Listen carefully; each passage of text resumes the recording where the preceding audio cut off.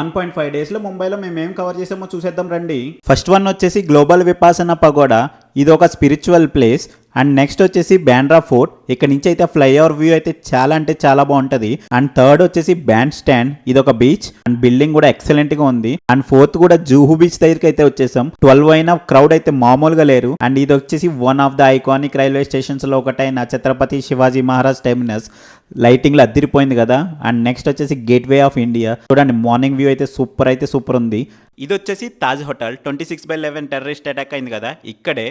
And next వచ్చేసి beautiful marine drive. ఇక్కడైతే morning walking చాలా మంది వస్తున్నారు. అండ్ ఇది వచ్చేసి వాంకడే స్టేడియం. ఇంకా బ్రేక్ఫాస్ట్ చేసేసి స్టాక్ మార్కెట్ అడ్డా అయిన బొంబాయి స్టాక్ ఎక్స్చేంజ్ కి అయితే వచ్చేసాం. అదిగో కనిపించేదే బిఎఫ్సి బిల్డింగ్. అండ్ ఇంకా మన ఛానల్ ఎవరైనా సబ్స్క్రైబ్ చేసుకోకపోతే వెంటనే సబ్స్క్రైబ్ చేసుకోండి. అండ్ నెక్స్ట్ వచ్చేసి శ్రీ సిద్ధి వినాయక టెంపుల్ కి అయితే వచ్చేసాం. ఇక్కడైతే ఫుల్ క్రౌడ్ అయితే ఉంది. నెక్స్ట్ వచ్చేసి మహాలక్ష్మి టెంపుల్.